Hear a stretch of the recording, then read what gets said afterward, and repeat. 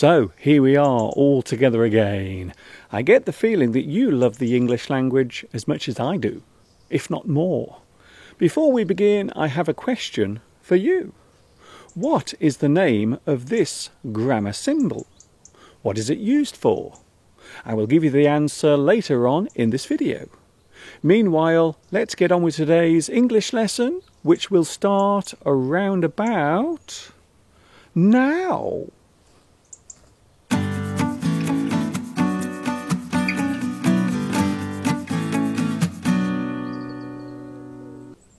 Here are some interesting words that sound both dramatic and descriptive. The words are drag, scrape, tear and gouge.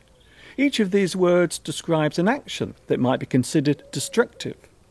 A destructive action causes damage. The act of destroying something or the possibility of something being damaged is destructive. Each one of these words shows that force was used to carry out the act. The first word is drag. To drag something describes the action of forced movement, often whilst in contact with a solid surface. If you hold on to a moving object, such as a car, then you might end up being dragged behind it as it moves along. The car is moving whilst you are holding onto it. You are being dragged along the road. The car is dragging you. You are being forced along by being in contact with the car. To use force or roughly move something is to drag. You might drag a table across a wooden floor. The word drag can also refer to air resistance. The force exerted on a moving object as it moves its speed is drag. To draw air through a cigarette is drag. You are taking a drag from a cigarette. As a noun, the word drag can be used to show that time is moving slowly. A boring moment seems to go by slowly. It is dragging by. This lecture is dragging by. Your parties are always such a drag.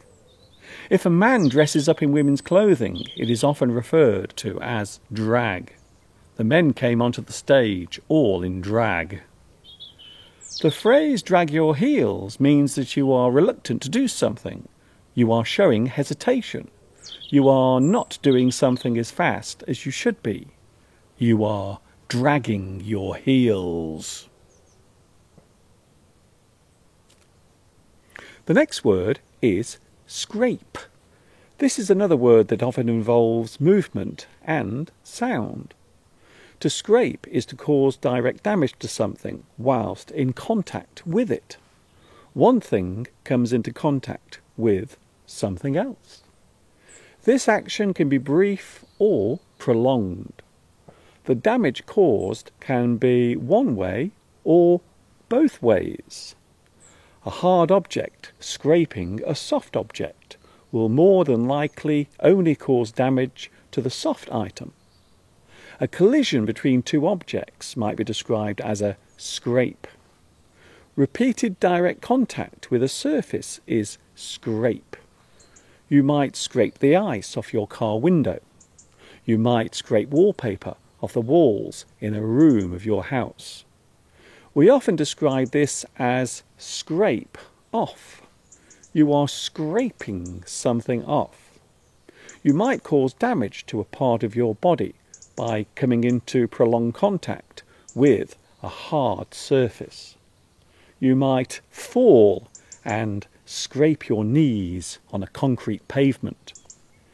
As an idiom, the word scrape can mean a physical argument or a difficult situation. You find yourself in a scrape. A spontaneous fight can also be described as a scrap. We got into a scrap last night outside the pub. The word scrape can also describe the action of struggling to survive on a low income. You have to scrape by on a small wage. I won't get paid until next weekend. We will have to scrape by until then.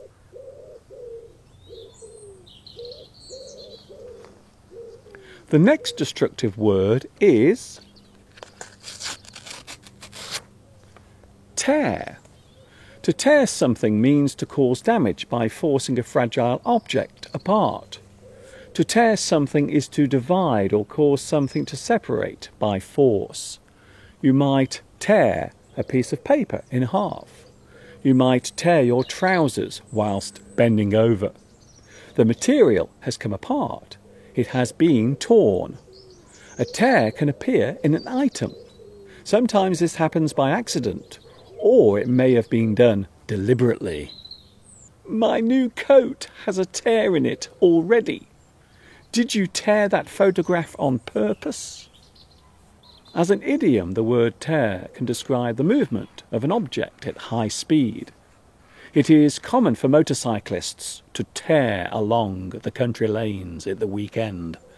He came tearing into the room, demanding to see his wife. To attack someone verbally is to tear into them. You might tear into someone in anger. There was no need to tear into me over being late this morning. My boss tore me apart after the meeting. The present tense of the word is tear. The past tense is tore or torn. A person tore something up. The thing has been torn up. To be undecided of how to react to a difficult situation may leave you feeling torn up. To shout and scream at a person might be described as tearing them a new ass. This crude expression is often abbreviated to tearing them a new one. Next time I see him, I'm going to tear him a new one. Finally, we have the word gouge. This word is often used to describe forced or violent action involving a sharp object or a weapon. To cut deeply into something so as to leave a mark is to gouge. The removal of something by force by digging into the surface of an object is gouge. To cut into something using force is to gouge into. A person might gouge into the bark of a tree so as to remove something. To gouge into the ground in search of something buried. To carve into material so as to form a creative piece of art. The word gouge is often associated with a violent act. Medieval torture techniques often included the gouging out of a person's eyes. Charming.